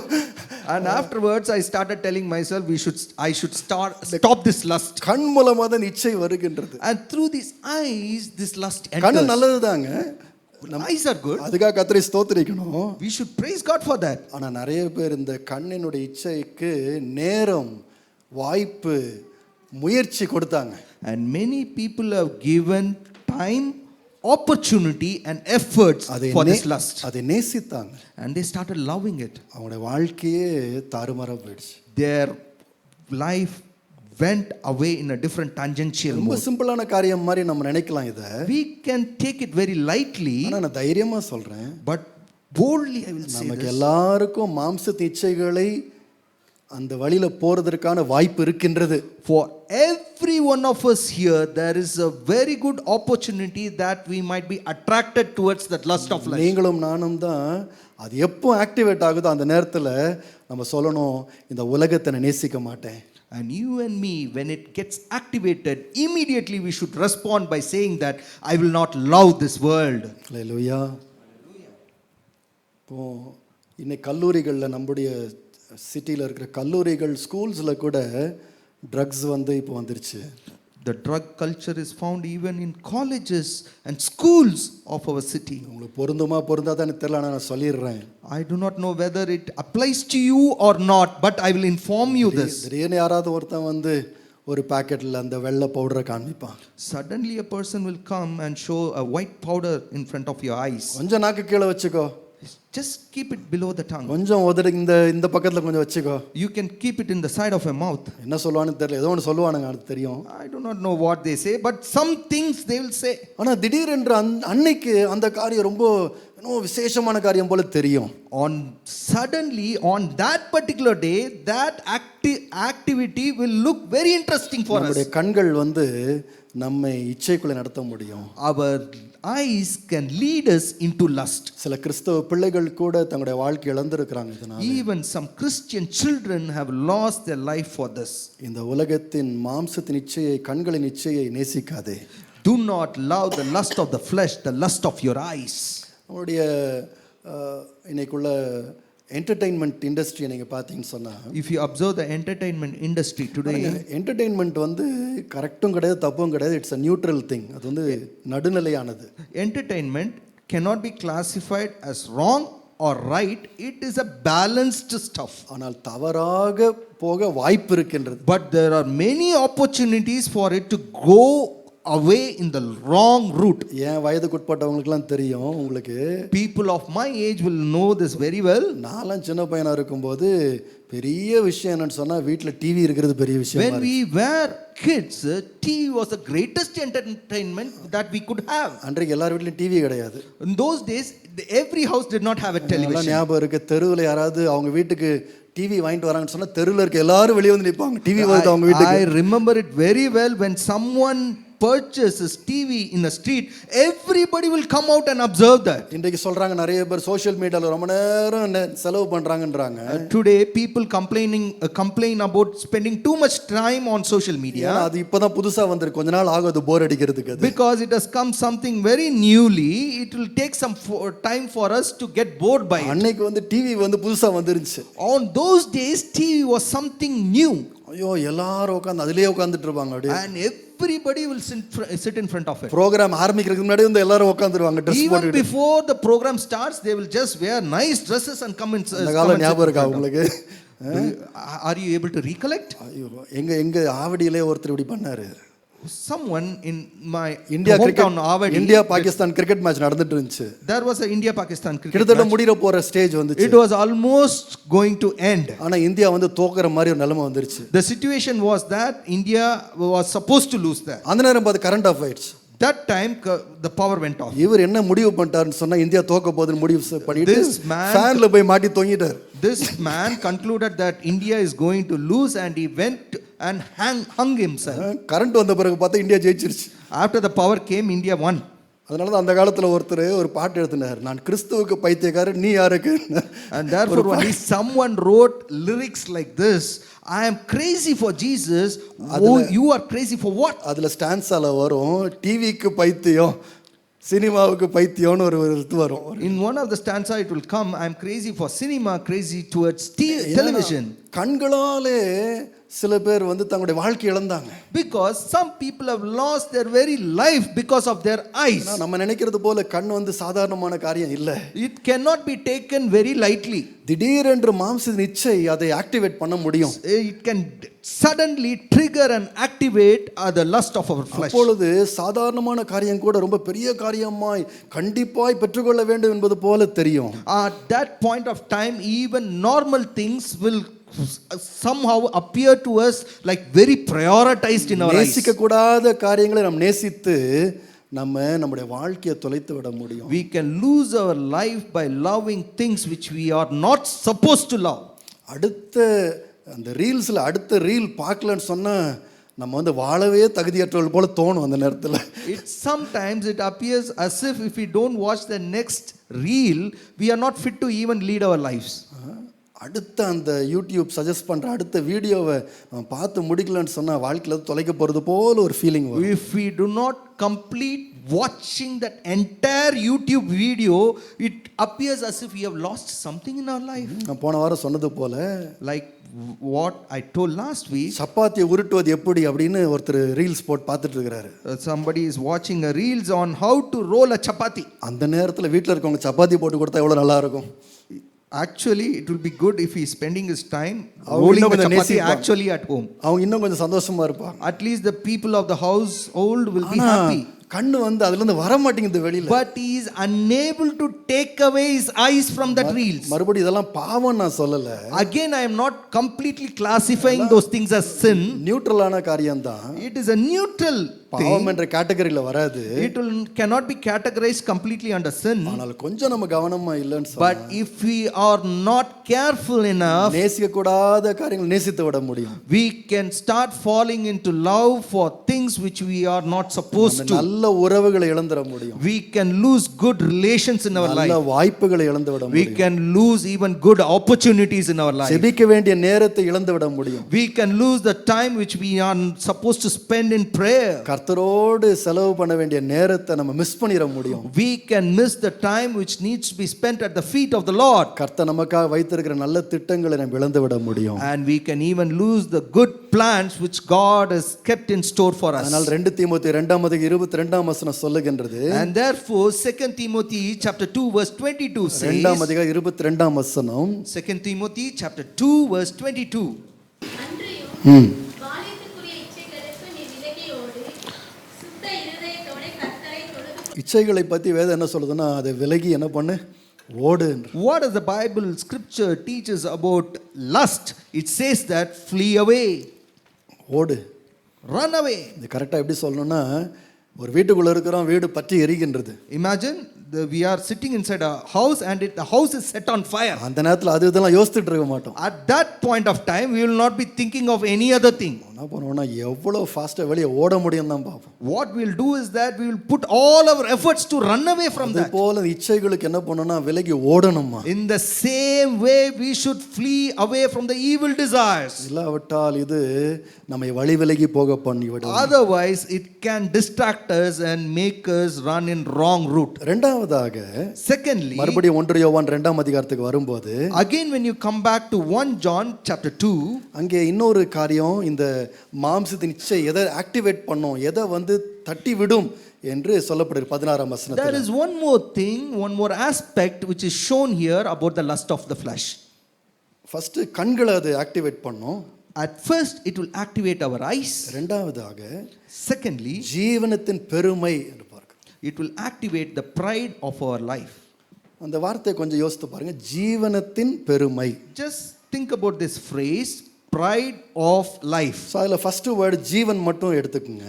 Just take the word life alone. ஜீவன்னா என்னது? What it means to the word life. life. அந்த வார்த்தைக்கு நிறைய அர்த்தங்கள் ஒரு இடத்துல ஒரு மாதிரி சொல்லலாம். There are many meanings to that word in different occasions. அனுதின வாழ்க்கைன்னு சொல்லலாம். We can say it is our daily life. நம்ம மூச்சு அப்படின்னு சொல்லலாம். We can say our life breath. ஆனால் இந்த வார்த்தையில் இந்த 16ஆம் வசனத்தில் ஜீவன் என்ற வார்த்தையின் அர்த்தம் என்னன்னு சொன்னா, But in this particular verse 16, the meaning of the word life means, கிரேக்க மொழியில் பயாஸ் என்ற ஒரு வார்த்தை வரும். in Greek it is called as bios. அது ஆக்சுவலாக என்னன்னு சொன்னா Which நம்முடைய பணம் இல்லாவிட்டால் நாம் வைத்திருக்கும் பொருட்கள் என்று It is either money or the possessions which we have. அப்போ அந்த அடிப்படையில் இந்த வசனத்தை பாருங்க. On that basis, observe this verse. நம்முடைய பணம் அல்லது பொருட்களுடைய பெருமை அப்படின்னு எடுத்துக்கலாம். We can take it as the pride of the money or the valuables which we possess. கவனிங்க, பணம் பொருட்கள் வந்து நல்லது தான். Pay attention, money and the valuables which we possess is very good. குடும்பத்தை நடத்துறதுக்கு பணம் தேவை. We need money to run our lives. நம்ம வீட்டில் பில்லெல்லாம் கட்டுறதுக்கு, எல்லா பில்ஸையும் கட்டுறதுக்கு பணம் தேவை. Because money pays our bills. ஆனால் பைபிளில் வந்து நீங்கள் அந்த பணத்தை பற்றி படிச்சீங்கன்னா ஒரு காரியம் வார்னிங்காக கொடுக்கப்படுகின்றது. But in the scriptures, there is one warning given about this thing called money. இந்த பணம் இன்னொரு காரியத்தை கொண்டு வரும், பெருமையை கொண்டு வரும். This money can bring in one more thing, it is called as pride. ஒரு உதாரணம் சொல்கிறேன், An example I will quote, கொஞ்சம் நீங்கள் கவனிக்கணும். you have to pay attention. கொஞ்ச நாளைக்கு முன்னாடி நானும் ஒரு யூடியூப் வீடியோ தான் பார்த்துட்டு இருந்தேன். Certain days before, I observed a YouTube video. ஒரு கல்யாணத்தை பற்றி தானே video. It was about a wedding function. என்னன்னா அந்த கல்யாணத்தில் சாப்பாடு போடுறாங்க. In that wedding function, guests were served meals. எல்லாருக்கும் தனித்தனி சேரில் சாப்பாடு போடுற, தனித்தனி டேபிள் ஒருத்தருக்கும். Each one of them had separate chairs, separate table.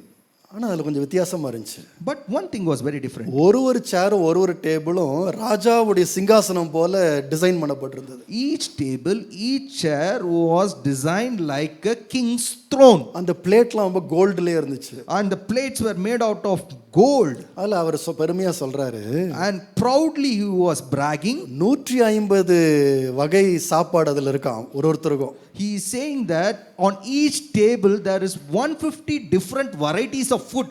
உங்களுக்கு 150 வகை சாப்பாடு போட்டால் நீங்கள் என்ன பண்ணுங்க எனக்கு தெரில. I do not know how will you respond to 150 different varieties of food. நானாக இருந்தால் பார்சல் பண்ணி கொடுத்துருங்க, ஒரு 4 நாள் சாப்பிட்டுக்கிறேன்னு சொல்லிடுவேன். If I was there, I would ask them to parcel it. எனக்கு என்ன புரியலன்னா 150 வகை சாப்பாடு எப்படி அவனுங்க சாப்பிடுவானுங்க? My question was that how can they eat all that 150 types of food? அதில் அவங்க அண்ணன் பேசுறாரு. And in that his brother is அவர் சொல்றாரு, 2 மாசம் கழிச்சு எங்க வீட்டில் இன்னொரு கல்யாணம் வருது. In another 2 months we are going to have another marriage in our family. 220 items order பண்ணியிருக்கிறோன்ற. And we are going to give 220 varieties. இதுக்கு அளவே இல்லையான்னு தோணுது. I thought, is there no boundary to ஆனால் this? இதான் ஒரு கேள்வி. But this is what is the question. எதுக்காக 150 வகை போடணும்? Why they were serving 150 different types of கண்டிப்பா food? யாராலையும் சாப்பிட முடியாது, அவ்வளவு சாப்பிட முடியாது. It is very sure that one person cannot eat all of that. எதுக்காக போடணும்? Why they were serving that food? நான் சொல்லட்டுமா? I will tell you. வந்து போறவங்க எல்லாரும் வாயில ஒரு வார்த்தை சொல்லணும். Whoever comes and attend this wedding should tell one word in their mouth. ரொம்ப கிராண்டா பண்ணாங்கன்னு சொல்லணும். Wow, it was so grand. அவ்வளவுதான். That's it. அதுக்காக தான் இதெல்லாம் முயற்சியெல்லாம். And that's what their efforts were towards. அப்போ இந்த பணத்தினால என்ன வரணும்? Oh, therefore, what should come out of this money? ஒரு பெருமை வரணும். They require a ஒரு pride. மரியாதை வரணும். They require a respect. நம்மள சரியா கவனிக்காத ஆளுங்கலாம் இனிமேல் கவனிக்க ஆரம்பிக்கணும். And those people who ignored us should pay attention to us. பாருங்க, பைபிள் இதுதான் warn பண்ணுகின்றது. But Bible is warning about this. கண்டிப்பா பணம் தேவை.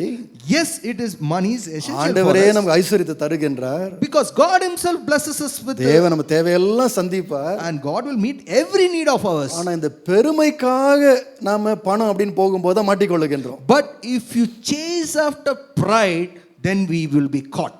அங்கதான் அழிவு ஆரம்பிக்கின்றது. And destruction starts there. அங்கதான் பிரச்சனை வருகின்றது. And the problem starts there. இச்சை என்ன பண்ணும்? மாம்சத்தின் இச்சை என்ன பண்ணும்னு சொன்னா, What does the lust of the flesh will do? பணத்தை தேவைக்காக அல்ல பெருமைக்காக செலவு பண்ண நம்மை தூண்டிவிடும். It will trigger us to spend money not for essentials but for pride. வெறும் மற்றவர்களுடைய பாராட்டுக்காக நாம் செலவு பண்ணுவதற்காக நம்ம கொஞ்சம் கவனமா இல்லைனா இந்த மாம்சத்தின் இச்சை நம்மளை ட்ரிகர் பண்ணி விட்டுரும். This lust of the flesh can trigger us to spending money to please people around us. யாரோ ஒருத்தர் சொல்லியிருப்பாங்க, Somebody must have told. நம்மளை பார்த்து, They would have told like this to us. பரவாயில்ல நீ ஒன்றும் இல்லாமல் போயிடுவேன் நினச்சேன். I thought you will be destroyed. பரவாயில்லையே கொஞ்சம் பெரிய ஆள் ஆயிட்டியா நீ. Oh, you have become a great man now. அந்த சத்தம் அந்த வார்த்தை கேட்கும்போது And when we hear those words, நம்ம எவ்வளோ சந்தோஷமா இருக்கும்ல. actually we will feel happy inside of us. ஆனால் உண்மையை சொல்லட்டுமா, But shall I tell you the truth? அந்த வார்த்தையை சந்தோஷப்படுத்தக்கூடாது. That words should not make you happy. ஏன்னு சொன்னால் அதுக்கப்புறம் எப்படி டைரக்ஷன் மாறிடும்னு சொன்னா, Because after that your direction will change. பாராட்டுறதுக்காகவே நான் இதை பண்றேன்னு ஆயிடும். And it will become like to just receive appreciation and applauds, you will start doing things. அப்பதான் இதை நேசிக்க ஆரம்பிச்சிடுறோம். And will start loving this acts. இந்த பெருமையை நேசிக்க ஆரம்பிச்சிடுறோம். We will start loving this pride. இந்த கனத்தை நேசிக்க ஆரம்பிச்சிடுறோம். We will start loving this honor. அப்புறம் தான் தேவையில்லாத காரியங்களுக்காக நம்ம பொருட்களை நம்ம கொடுக்கின்றோம், பணத்தை செலவு பண்ணுகின்றோம். And will start spending money and our wealth for this unnecessary things. அதுதான் வேதம் வந்து கண்டிக்கின்றது. And the Bible scripture rebukes it. வெளிப்படுத்தின விசேஷம் 3ஆம் அதிகாரம் 17ஆம் வசனம் வாசித்து பாருங்களேன். When you read Revelation chapter 3 verse 17, அங்க ஒரு சபையை பற்றி ஆண்டவர் வந்து ஒரு கிரிட்டிக்கலான கமெண்ட் ஒன்று கொடுக்கின்றார். there God gives a critical comment about a church. அந்த சபையை கிரிட்டிசைஸ் பண்றாரு. He is criticizing the church. என்ன சொல்றாரு பாருங்க. Just pay attention what he says. வாசிங்க. நீ நிர்பாக்கியம் உள்ளவனும் நீ நிர்பாக்கியம் உள்ளவனும் பரிதபிக்கப்படத்தக்கவனும் தரித்திரனும் குருடனும் நிர்வாணியமாய் இருக்கிறதை அறியாமல். இந்த சபை வந்து ஆவிக்குரிய ரீதியாக ஜீரோவா இருக்கு. This church was spiritually zero. நிர்வாணியா இருக்கான். It was naked. பரிதபிக்கக்கூடிய நிலைமையில் இருக்கான். Pitiful. ஆனா அதை அறியவே இல்லையா. But they never realized that. Spiritual ப்ராப்ளமா பார்க்கவே முடியல அந்த சபை. They were not able to see the spiritual problem within. ஏன் பார்க்க முடியல? Why they were not able to identify that? தொடர்ந்து வாசிங்க. நான் ஐஸ்வரியவான் என்றும் திரவிய சம்பந்தன் என்றும் எனக்கு ஒரு குறைவும் இல்லை என்று சொல்லுகிறபடியால். அப்போ இந்த சபையில் என்ன problem? What was the problem in this church? இதுக்கு ஒரு பெருமை. It had a pride. ஏன்னா நிறைய பணம் இருக்கு இந்த சபையில். Because there was lot of wealth within this church. நிறைய சேர்த்துட்டாங்க. And they acquired many. அந்த பெருமையினால அவங்களால என்ன பார்க்க முடியல? ரியாலிட்டியை பார்க்க முடியல. Because of that pride they were not able to see the reality. என்ன reality? What was that reality? உண்மையாவே ஆவிக்குரிய ஜீவியத்துல இந்த சபை ஜீரோல இருக்கு. In reality they were zero spiritually. ஆனா சபை எதை பார்க்குது? But the church what it was seeing, looking at. நல்ல ஸ்டேஜ் ரொம்ப அழகா இருக்கு. The stage is very good. Speaker நல்ல பெருசா இருக்கு. They had huge speakers. எல்லாம் லைட்ஸ்லாம் நல்லா இருக்கு. Lights are fantastic. ஏசி ஓடுது. And AC is comforting. எல்லாம் நல்லா வச்சிருக்காங்க இந்த சர்ச்சில். Excellently they are maintaining the church. பிரம்மாண்டமா இருக்கு. And it looks awesome. டிசைன்லாம் சூப்பரா இருக்கு. The design looks wonderful. ஆகவே இந்த சபையில் என்ன இருக்கணும்? And therefore what should be there in this church? ஆவிக்குரிய காரியமும் எல்லாம் கரெக்டா இருக்கும். All the spiritual things also will be in the right manner. That's how we assume. இந்த பணத்தினால் வருகின்ற இந்த பெருமை எதை மறைச்சிருச்சுன்னு சொன்னா, உண்மையாக ஆவிக்குரிய ஜீவியத்தில் ஒண்ணுமே இல்லை இந்த சபையில்ன்றதையும் மறைத்து விட்டது. The pride out of acquiring wealth has blinded their eyes that the church is spiritually zero. ஆகவே இந்த பணம் வந்து சில நேரத்தில் ஒரு பிரச்சனையாக கூட மாற முடியும். Therefore this money can actually turn out into a problem for us. எப்பன்னு சொன்னா, when இது கொண்டு வருகின்ற பெருமை நம்முடைய கண்களை அடைக்கும் போது, when it brings out the pride and blinds our eyes. அதனால யாக்கோபு 2ஆம் அதிகாரம் 1ஆம் வசனத்தை வாசிக்கும் போது, when you read James chapter 2 verse 1, அங்கிருந்து பார்க்கும்போது நான் வேகமாக சொல்லிடுறேன் என்ன போடப்பட்டிருக்குன்னு சொல்லி. அங்கே யாக்கோபு சொல்றாரு, and here James says, ஒரு மனுஷன் உள்ள வரான சர்ச்சுக்குள்ள. that a man comes into the church. அவர் மோதிரம் போட்டிருக்கிறான். And he wears lot of golden rings. அப்புறம் இன்னொரு மனுஷன் வரான். And another man also enters. கந்தையான துணி போட்டிருக்கிறான். And he is wearing filthy clothes. சபை மக்கள் சொல்றாங்களா? And the church members are saying, மோதிரம் போட்டவனுக்கு சேர் போடுறாங்க. they are putting chair for the person who was wearing gold rings. ஆனா கந்தையான வஸ்திரம் போட்டவனை கீழே உட்கார சொல்றான். But one who was wearing filthy clothes was asked to sit down. அதை கண்டிக்கின்றார் யாக்கோபு. And James rebukes it. என்ன சொல்றாரு? What is he saying? நீங்க எதற்கு முக்கியத்துவம் கொடுக்கிறீங்க? To what thing you are giving importance? ஒருவன் பணம் வைத்திருக்கிறபடினாலே, since one has possessions, அவன் பரிசுத்தவான் என்று சொல்ல முடியாது. you cannot say that he is a holy man. கந்தையான வஸ்திரம் போட்டிருக்கிறதுனால அவன் பாவி என்று சொல்ல முடியாது. You cannot condemn a person as a sinner just because he is wearing filthy clothes. ஆனால் சபை எதை மேன்மைப்படுத்துகின்றது? But even after that, what does the church glorifies? பணத்தின் மகிமையை தான் மேன்மைப்படுத்துகின்றது. It always glorifies the power of money. அதனாலே சபைக்குள்ள நடக்கிற அநியாயம் கூட தெரியல. And because of that, people are even unable to identify unjust things happening inside the church. இந்த பணத்தை குறித்து தான் ஒரு பெருமை இருக்கின்றது. Because there is a pride associated with the money. அல்லேலூயா. அத்தனை பேர் நான் சொல்ல சந்தோஷமா இருக்கு தெரியல. I do not know how many of you are happy after hearing these words. Lingarajapuram சர்ச்சில் நான் பிரசங்கம் பண்ணும்போது 2 சர்வீஸ் பிரசங்கம் பண்ணும்போது, when I was preaching this in the Lingarajapuram church in 2 services, அது வந்து கொஞ்சம் கூட்டம் அதிகமாயிடுச்சுன்னா ரொம்ப சூடாயிடும் அந்த full church. when crowd increases, usually the church becomes hot to sit inside. முதல் சர்வீஸ் முடிஞ்ச உடனே போட்டிருந்த ஜிப்பா மத்தியில் இன்னொரு ஜிப்பா போட்டேன். And after the first service was over, I had to change my shirt ஃபுல்லாக ஸ்வெட் ஆயிடுச்சு எனக்கு. because it was soaked in sweat. அப்புறம் யோசித்தேன், And after that, I இந்த thought, பிரச்சனை எலக்ட்ரானிக் சிட்டி சபையில் இல்லை. this problem is not there in Electronic City. ஏன்னா அது ஆசீர்வாதமான சபை, It is a blessed church ஃபுல்லாக ஏசி குழுகுழுன்னு because it இருக்கு. is completely air conditioned. அது கர்த்தர் இருக்கும் சபை அது. Therefore, Lord is there in the church. இல்லை நீங்கள் சொல்லுங்கள் எப்படின்ட்டு. நம்ம வந்து என்ன பண்ண முடியும்னா, இந்த பணம் வந்து நமக்கு என்ன பண்ண முடியும்னா சில காரியங்களை மறைத்து விட முடியும். Sometimes money can blind our eyes towards certain things. பணம் நல்லதானா, அந்த பெருமை மட்டும் நம்ம ரொம்ப கவனமாக இருக்கணும். Money is good, but we should be very careful about the pride associated with நிறைய it. குடும்பங்கள் வந்து உடைந்து போனதுக்கு காரணம் வந்து பணம் தான். And many families are broken because of money. அந்த சம்பாத்தியம் வந்த உடனே When the earning capacity comes, பேச்சு மாறினது. our language changes. ஒருத்தர் ட்ரீட் பண்ணுறது மாறிடுச்சு. We treat others in a different manner. இல்லை அது நிறைய நேரங்களில் அந்த பெருமை தவறான பாதையை கொண்டு போய் விடுகின்றது. Many times that pride leads us into wrong paths, wrong ways.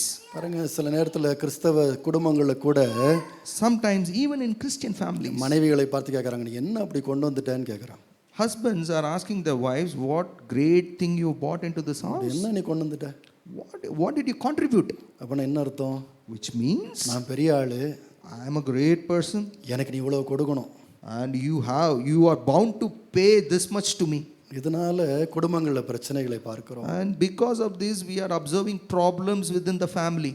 பணத்தினாலே வருகின்ற பிரச்சனைகளுக்கு அளவே இல்லை இன்னைக்கு. There is no limit to problems because of money in today's scenario. சில பிள்ளைகள் இருக்கின்றாங்க, There are certain children, தாய் தகப்பனை விட அதிகமாக சம்பாதிக்கிறாங்க. they are earning much more than their father and mother. உடனே ஒரு பெருமை வந்துடுது. And immediately pride creeps into their heart. உங்களாலாம் இவ்வளவு சம்பாதிக்க முடியல, When you were there, you did not make so much of எவ்வளவு money. சம்பாதிக்கிறேன் தெரியுமா? Look at the money which I am making. ஆகவே And therefore, நல்ல உறவில் இருக்க வேண்டிய அந்த நல்ல தகப்பன் மகன் உறவு கூட உடைந்து போகின்றது.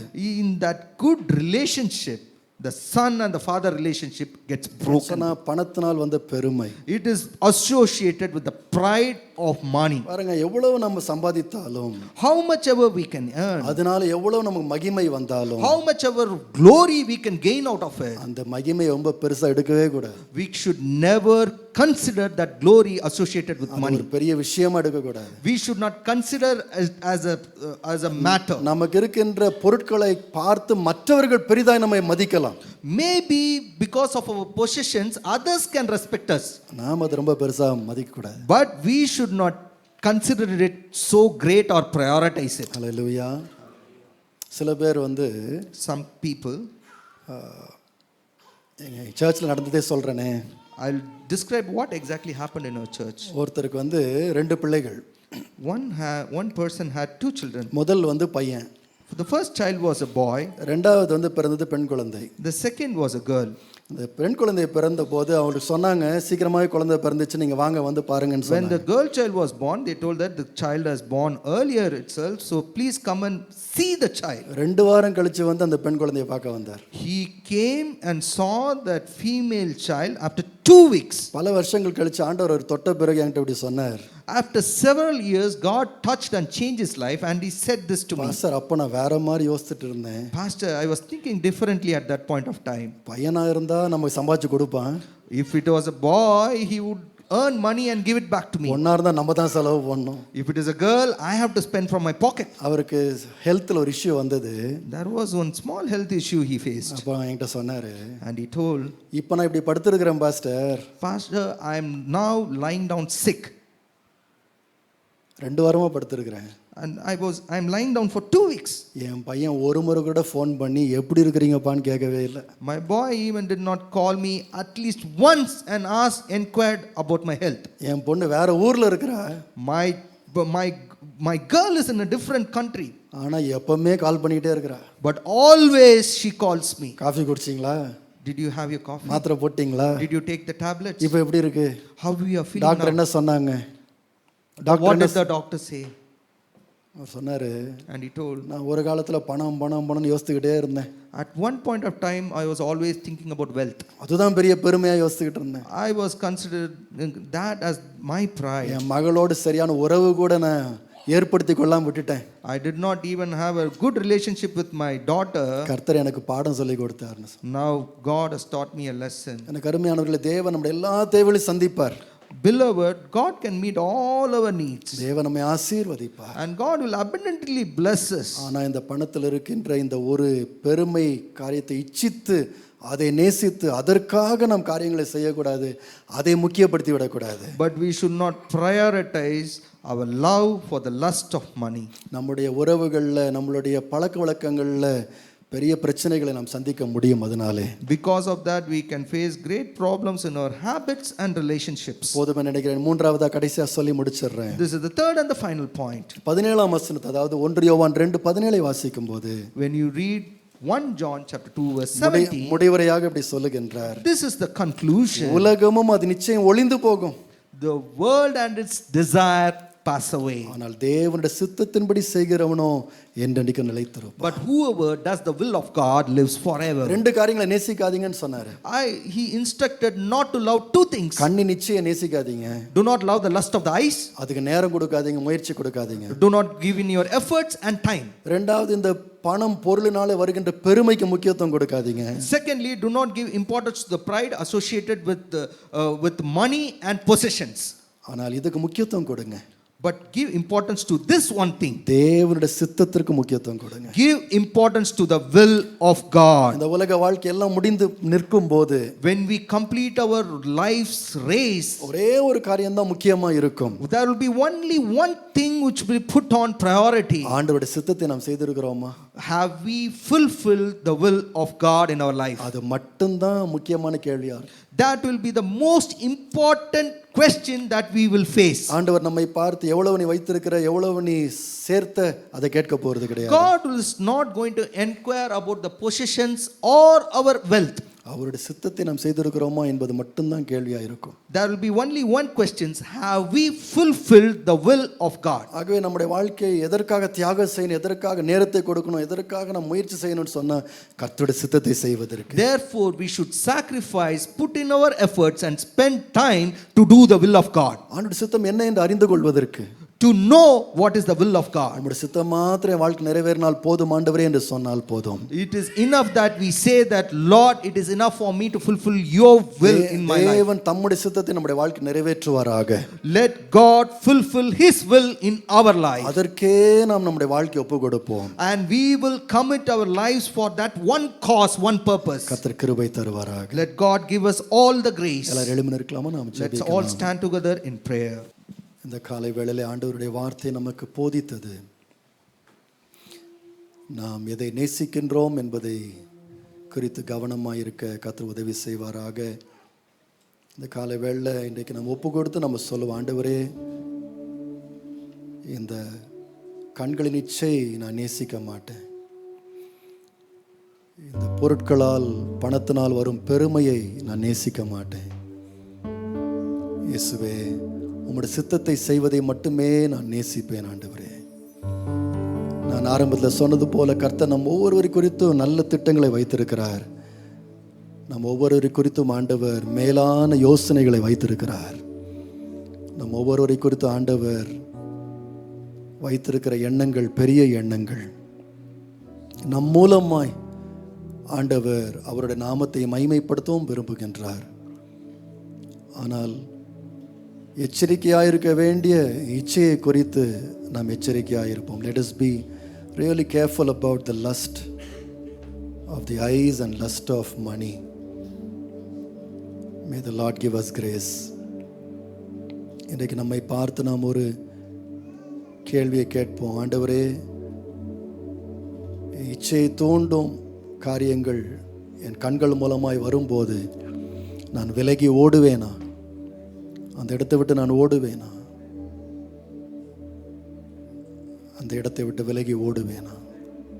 இன்றைக்கு உலகத்தில் நிறைய பேர் கண்களின் இச்சைகளாலே நடத்தப்பட்டு தேவையில்லாத காரியங்களை நேசித்து தங்களுடைய குடும்பங்கள், உறவுகள், தங்களுடைய கர்த்தர்களுக்கு கொடுத்த காரியங்களை இழந்து நிற்கின்றார்கள். ஆனால் தேவனுடைய பிள்ளைகளோ அப்படிப்பட்டவர்களாய் அல்ல. ஒவ்வொரு நாளும் அவர்கள் கர்த்தரிலே பலப்படுகிறவர்களாய் காணப்படணும். கர்த்தருடைய நோக்கத்தின் திட்டத்தை நிறைவேற்றுவர்களாக இருக்கணும். ஒருவேளை ஆண்டவர் உங்களோடு கூட இன்றைக்கு பேசியிருப்பார். ஆனால் நீங்கள் ஆண்டவருக்கு தடை ஏற்படுத்தாமல், ஆண்டவரே என்னுடைய வாழ்க்கையை கண்ணோக்கி நான் பார்க்கிறேன், எனக்கு நீர் உதவி செய்யும் ஆண்டவரே. என்னுடைய வாழ்க்கையிலும் சில நேரத்தில் இந்த கண்களின் இச்சைகளுக்கு நான் முக்கியத்துவம் கொடுக்கின்றேன். அதற்காக நேரத்தையும் வாய்ப்பையும் கொடுத்து அதிலேயே உட்கார்ந்து கொண்டிருக்கின்றேன். எனக்கு உதவி செய்யும் ஆண்டவரே, எனக்கு உதவி செய்யும். ஆண்டவர் நம்முடைய குடும்பங்களை பாதுகாக்க விரும்புகிறார், உறவுகளை பாதுகாக்க விரும்புகிறார், நம்முடைய உறவுகளை ஆசீர்வதிக்க விரும்புகிறார். ஆனால் சத்துருவானவன் நம்மை சோதிக்கிறவனாய், நம்முடைய இச்சைகளை தூண்டி விடுகிறவனாய் இருக்கின்றான். இந்த நாளிலே ஒருவேளை நீங்கள் நல்ல நிலைமையில் இருக்கலாம், ஆனால் வரப்போகிற காரியத்தை குறித்து கர்த்தர் உங்களுக்கு எச்சரிப்பை கொடுத்திருக்கலாம். நான் உண்மையாக என்னுடைய ஆவியில் உணர்கின்றேன், சார், கர்த்தர் வரப்போகின்ற காரியங்களை குறித்து கர்த்தர் எச்சரிக்கின்றார், கவனமாக இரு என்று ஆண்டவர் சொல்லுகிறார். கர்த்தர் உங்களை நல்ல நிலைமையில் வைத்திருக்கிறார், அதற்காக கர்த்தரை ஸ்தோத்திரிக்கின்றேன். ஆனால் இன்னும் ஆண்டவர் உங்களை கொண்டு போக விரும்புகின்ற தூரம் இருக்கின்றது. கர்த்தர் இன்னும் உயர்த்த விரும்புகின்றார். இன்னும் உங்களை கொண்டு பெரிய காரியங்களை கர்த்தர் செய்ய விரும்புகிறார். ஒருவேளை வரப்போகிற நாட்களிலே இப்படிப்பட்ட காரியங்கள் வருமா இருக்குமானால் இன்றைக்கே நீங்கள் ஆண்டவர்கிட்ட சொல்லி, ஆண்டவரே என்னை அர்ப்பணிக்கிறேன், என்னை காத்துக்கொள்ளும் ஆண்டவரே. தேவ சித்தம் தான் என்னை வழிநடத்தணுமே தவிர என் கண்களின் இச்சைகள் அல்ல. ஜீவனத்தின் பெருமைக்காக நான் ஒன்றையும் செய்யாதபடிக்கு எனக்கு கிருபை தாரும். எனக்கு நீர் உதவி செய்யும் ஆண்டவரே. உம் சித்தம் போல் என்ன என்றோ தற்பரனே நீர் நடத்தும். உம் சித்தம் போல் என்ன என்றோ தற்பரனே நீர் நடத்தும். என் சித்தமோ ஒன்றும் வேண்டாம் என் பிரியனே, என் இயேசுவே. என் சித்தமோ ஒன்றும் என் பிரியனே, என் இயேசுவே. திருமார்பில் நான் சாய்ந்திடுவேன் மறுபிரயாண காலம் வரை. திருமார்பில் நான் மறுபிரயாண காலம் வரை. பரனே உந்தன் திருசித்தத்தை அறிவதல்லோ தூய வழி. பரனே உந்தன் திருசித்தத்தை அறிவதல்லோ தூய வழி. உம் சித்தம் போல் என்ன என்றோ நீர் நடத்தோம். உம் சித்தம் போல் என்ன என்றோ பரனே நீர். என் சித்தமோ என் சித்தமோ என் பிரியனே, என் சித்தமோ என் பிரியனே, என் இயேசு. என் சித்தமோ என் சித்தமோ ஓ என் பிரியனே, என் இயேசுவே. நல்ல பிதாவே, உம்முடைய சித்தத்தை செய்கிறதை நாங்கள் நேசிக்க, அதற்காக உங்களை அர்ப்பணிக்க, மற்ற எல்லா காரியங்களிலும் கர்த்தாவே கவனமாக இருக்க எங்களுக்கு உதவி செய்யும், வழி நடத்தும். உடைய வார்த்தையை ஏற்றபடி கிருபை எங்களுக்கு தாரும். இயேசுவின் நாமத்தில் பிதாவே, ஆமென். எல்லாரும் சேர்ந்து என் ஆத்துமாவே கர்த்தரை ஸ்தோத்திரி, என் முழுவதுமே பரிசுத்த நாமத்தை ஸ்தோத்திரி. என் ஆத்துமாவே கர்த்தரை ஸ்தோத்திரி. கர்த்தர் செய்த சகல உபகாரங்களை மறவாதே. ஆமென். நம்முடைய கர்த்தராகிய இயேசு கிறிஸ்துவினுடைய கிருபை, பிதாவாகிய தேவனுடைய அன்பு, பரிசுத்த ஆவியானவருடைய அந்யோன்ய ஐக்கியம் நம் அனைவரோடு கூட இன்றும் என்றும் சதா காலங்களிலும் கிறிஸ்து இயேசுவின் வருகை மட்டும் நம் அனைவரோடு கூட என்றென்றும் இருப்பதாக. ஆமேன், ஆமேன், ஆமேன். God bless you. கர்த்தர் உங்களை ஆசீர்வதித்து வழி நடத்துவார். Praise the Lord. Praise the Lord.